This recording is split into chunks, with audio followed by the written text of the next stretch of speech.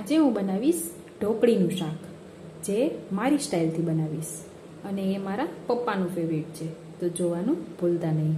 તેના માટે આપણે જોઈશે સમારેલી ડુંગળી, લસણની પેસ્ટ, લીમડો છે, આ બધા આપણા રૂટીન મસાલા છે, ખડા મસાલા છે, ચણાનો લોટ છે અને 1 વાટકો છાશ છે. તો આપણે શરૂઆત કરીએ ઢોકળીનું શાક બનાવવા. સૌપ્રથમ આપણે ગરમ પાણી મૂકશું. 1 વાટકો જેટલું મેં પાણી લીધું છે. જેટલો ચણાનો લોટ એટલું આપણે પાણી લેશું અને ગરમ થવા દેશું. પાણી ગરમ થઈ ગયું છે. હવે આપણે એમાં થોડા મસાલા એડ કરીશું જેથી ઢોકળી સ્વાદિષ્ટ બને. એના માટે આપણે થોડીક હળદર નાખશું, મીઠું નાખશું, લાલ મરચું પાવડર નાખશું, જીરું નાખશું. ત્યારબાદ આપણે ચણાનો લોટ એડ કરીશું અને આપણે એને હલાવતા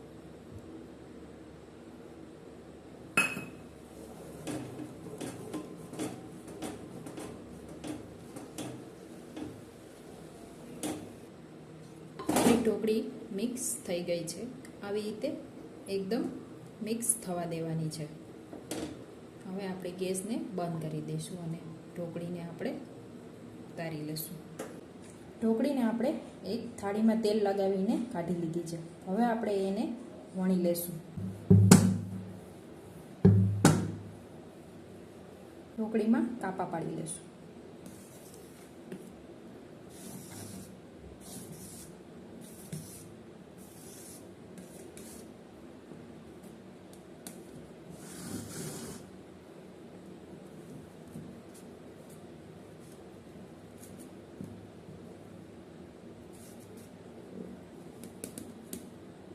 ઢોકળી તૈયાર થઈ ગઈ છે. હવે આપણે વઘાર કરીશું.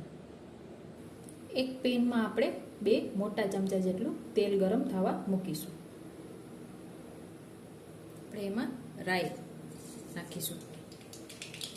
રાઈ ફૂટવા લાગે ત્યારબાદ આપણે જીરું નાખીશું.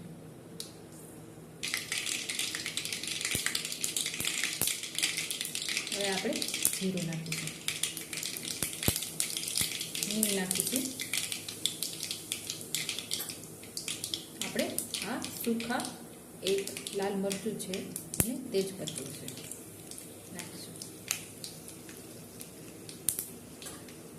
આપણે લીમડો નાખીશું.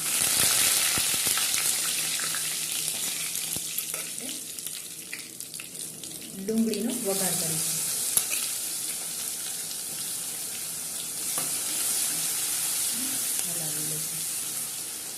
ત્યારબાદ આપણે લસણની પેસ્ટ એડ કરીશું.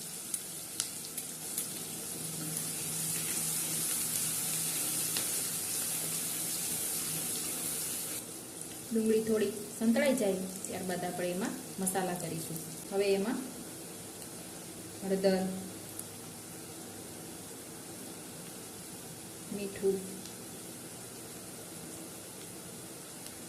ધાણા જીરું પાવડર નાખીને આપણે ફરીથી એકવાર હલાવી લઈશું.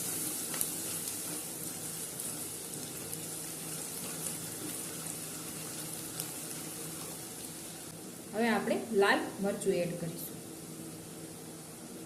તમે જેટલું તીખું ખાતા હોય એટલું લઈ શકો છો. આપણે એકવાર હલાવી લઈશું.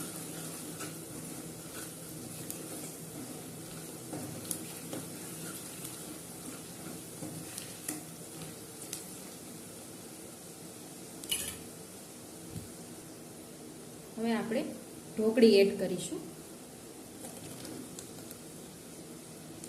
અને હલાવીશું.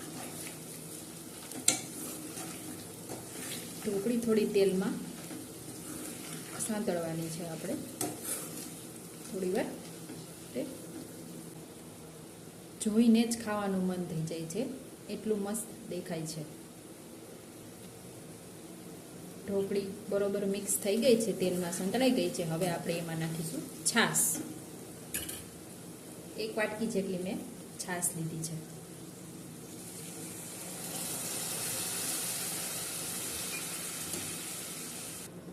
હલાવી લઈશું.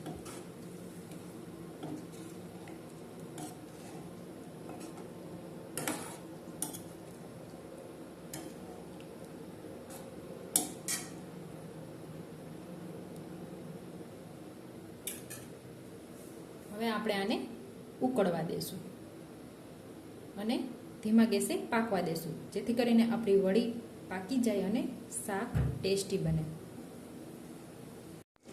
શાક ચડી ગયું છે. વાવ, યમ્મી!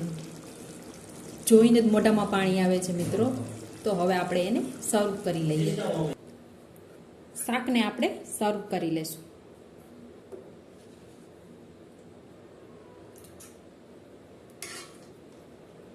તો તૈયાર છે આપણું ઢોકળીનું શાક.